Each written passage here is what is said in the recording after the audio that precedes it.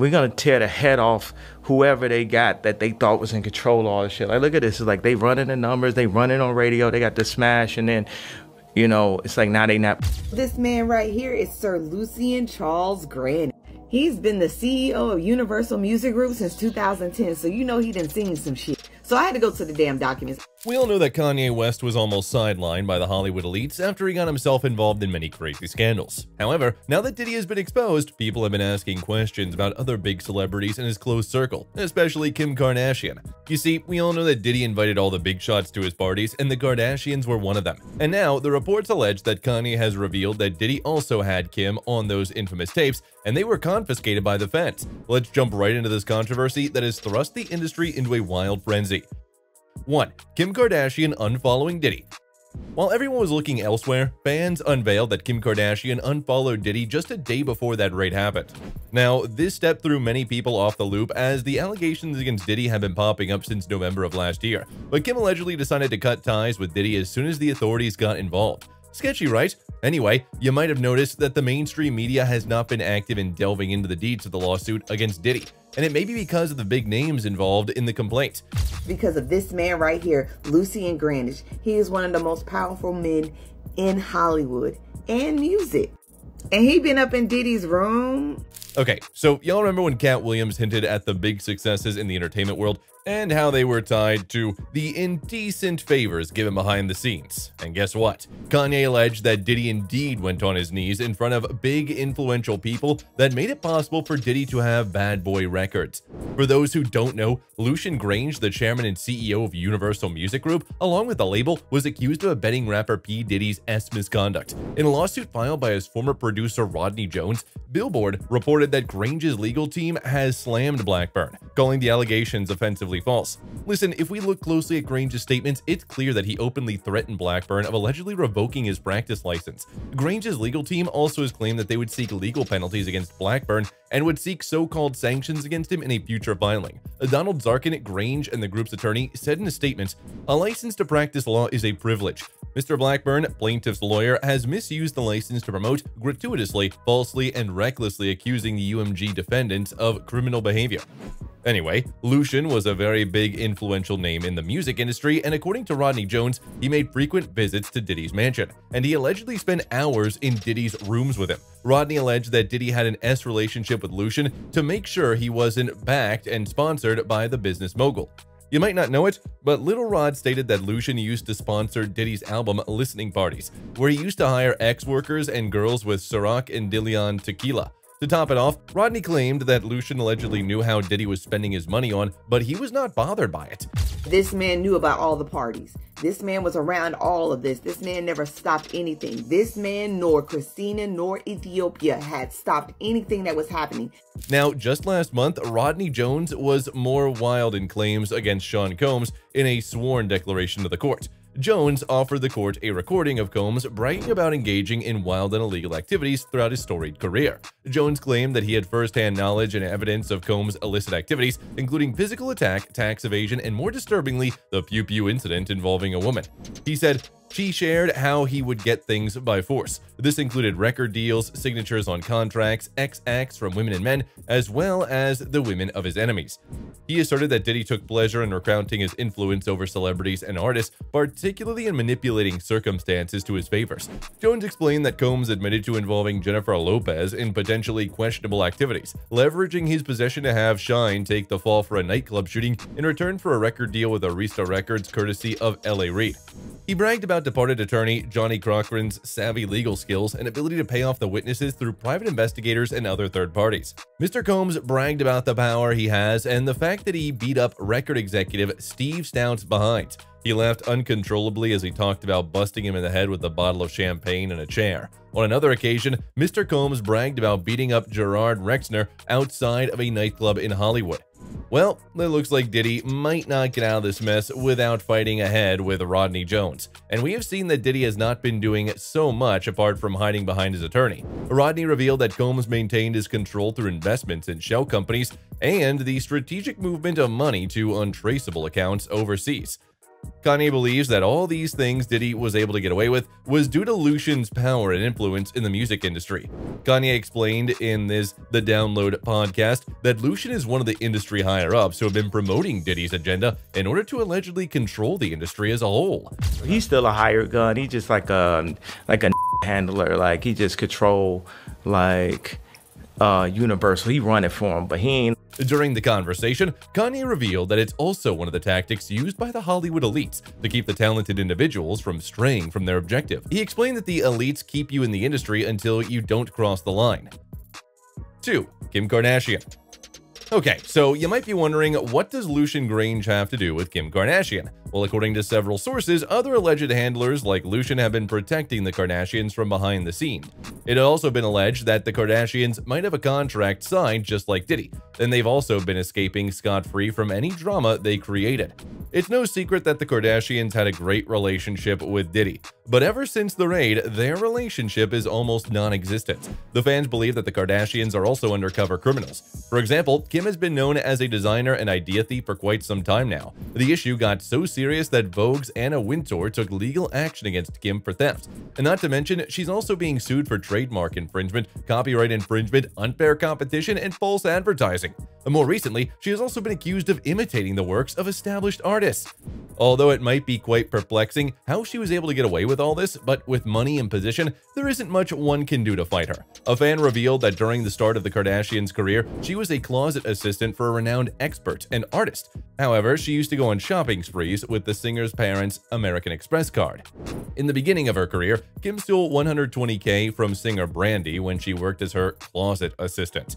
Brandy's mother, Sonia Norwood, sued Kim and her siblings for charging over $120,000 in unauthorized purchases from her American Express card in their own clothing stores. She would go on to date Brandy's brother, Ray J, with whom she made an X-tape. We know now that there were several tapes to choose from, and her mother made that choice based on which one she felt Kim looked best in. So she literally began her career with a tape of Ishy BJs and stolen money. The word has it that Kim gained traction as an early influencer after she allegedly paid off half of her Instagram followers. Apparently, it was long before anyone knew that this was a thing. Close sources claim that the entire brood of Kar Jenners did this as well, so it appeared everyone was following this family when they were not. You all remember the church Kris Jenner established, right? Well, according to conspiracy theorists, Kim worked her way up to tax evasion using her mother's church called the California Community Church. You see, the church required its members to pay $1,000 a month for membership and 10% of everyone's annual earnings. Allegedly, by doing this, they all got a 10% tax reduction every year, and then their mom would seemingly launder their cash back to them. If you think it's the end of Kim's dirty laundry, you're sorely mistaken. A fan revealed that Kim allegedly went into business with a con artist and helped him steal billions of dollars. Kim went into business with Jolo, a Malaysian businesswoman, whom she probably helped money launder some $4.5 billion from the Malaysian state-run economic development fund, One Malaysian Development Berhad, by winning $350,000 in Las Vegas with Lowe's money. Lowe's is still wanted by Malaysian authorities. Now, Kanye has alleged that Kim and all the Kardashians have been trying to fool everyone with the self-made billionaire image. In addition to that, Ye explained that since the Kardashians were also a staple at Diddy's parties, there's a huge possibility that Kim K made several appearances on the X-tapes and the authorities acquired during the surprise visit to Diddy's residence. While Kim K has been hiding skeletons in her closet, they are nowhere near as dangerous as Kris Jenner's. You see, one thing that most people don't notice is the identity of Kris Jenner's boyfriend. Now, Corey has pretty tight relations with Diddy. If you look back in time, you'll see that Corey was the first one on site when Kim Porter passed away. If you think about it, Diddy might be on very close terms with Corey, if he called Corey only moments after his girlfriend died. Fans believe that it might be possible that Corey was paid by Diddy to act as his alibi in Kim's sudden demise. Anyway, although Corey is only known as tour manager, he has close ties with a number of big names, including Diddy, Jay-Z, Beyonce, and Ellen. Fans believe there might be more to Corey's manager gig than meets the eye. Kanye alleged that Corey might be one of the rumored handlers that work for the higher-ups to keep the stars in line. Speaking of line, it was just a few years ago when Kanye was part of a scandal, and around that time, Ye revealed that he was being threatened by a well-known celebrity trainer, Harley Pasternak. Harley sent Ye a message claiming that he would help Ye in getting out of that mess after he had a loving conversation with Ye, or he could have Ye institutionalized. His message stated, "Second option, I have you institutionalized again, where they medicate the crap out of you and you go back to zombie land forever. Play date with the kids just won't be the same." Now, you might not understand, but there must be a great power backing Harley up that he had the guts to threaten one of the hottest rappers at that time. This is a trainer, but come to find out, he was actually Canadian intelligence, but this is my trainer. So this shows you the kind of handlers that are around the superstars in California, right? At the time, Kanye did not mention any names. He did allude that Harley was one of the handlers that surrounded his family at the time. You think about if Harley was part of intelligence, right? What kind of people you think are surrounding my kids? What kind of people you think are in that house? During the Sitting with Mindfully podcast, Ye revealed that during that time, he was also misdiagnosed and the higher-ups allegedly tried to melt his brain with lithium. He explained that if he had naively taken the medicine, he would have died. When I asked them, how much lithium did you want to put me on exactly? It took them 4 days to answer because they were embarrassed about the amount, right? And I refused to take this.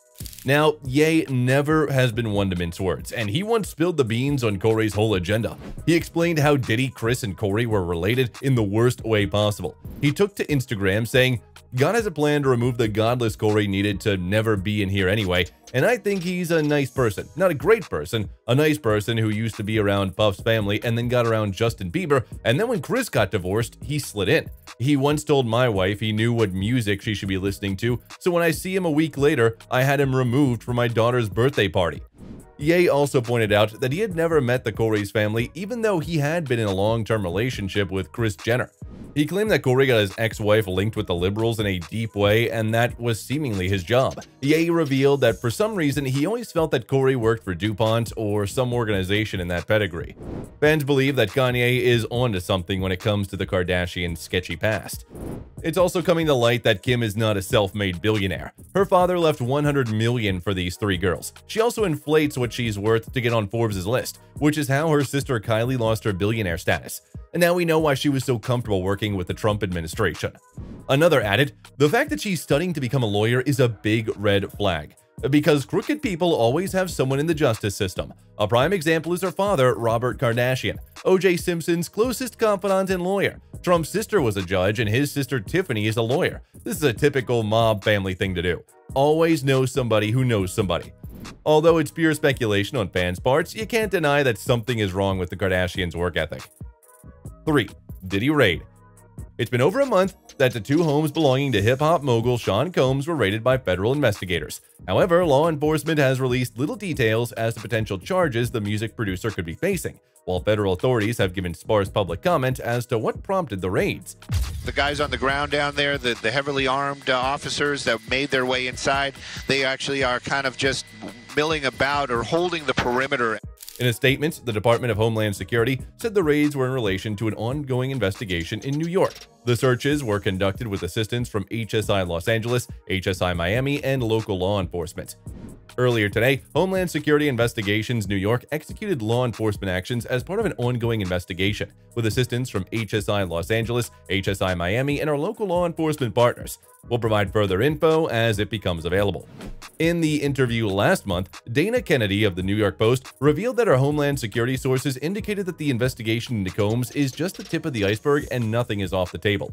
According to The Mix, Combs' attorney, Aaron Dyer, called the raids a witch hunt in a statement released just 1 day later.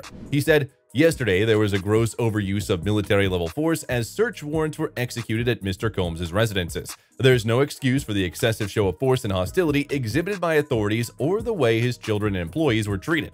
You see, the music producer has been slapped with 5 civil suits in the last 6 months.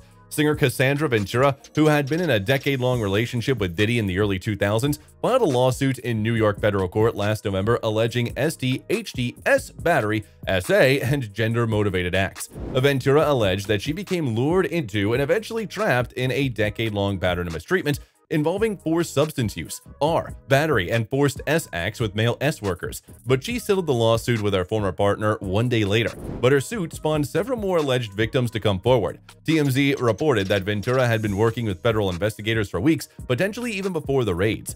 The outlet reported that she may have helped investigators establish probable cause to obtain search warrants. Under all these circumstances, fans are curious if Diddy would be arrested for any criminal actions. Legal experts claim that it might be possible. Nadia Shihada, who prosecuted R. Kelly for S crimes in New York, said they clearly have probable cause to believe that a federal crime has been committed and that evidence of that crime or multiple crimes would be found in 2 locations that they searched. This is big news, and if I'm P. Diddy or his lawyers, I'd be very concerned at this point. Immediately after the raid, TMZ tracked the rapper's personal jet. The outlet initially reported the aircraft was on the ground in Antigua, but it is unknown if Combs was on the plane. In addition to that, Combs was reportedly spotted earlier this month night at Topgolf in Miami with his 17-year-old daughters. One day later, fitness coach Wes Watson posted a picture of himself and Combs at the Pura Vida restaurant in Miami. Watson wrote, "Came to just grab a shot of espresso and I ran into Diddy." During all this, Combs' private plane, a black Love Air USA LLC-owned Gulfstream G550, vanished from public tracking site FlightAware. Fans believe that Diddy might have dumped the dirty laundry somewhere while the public attention was elsewhere. Sources claimed they're keeping his whereabouts pretty close to the chest. As much as you can track those things, you can also go to some trouble and black yourself out of them. On this occasion, his plane disappeared, gone private as it were.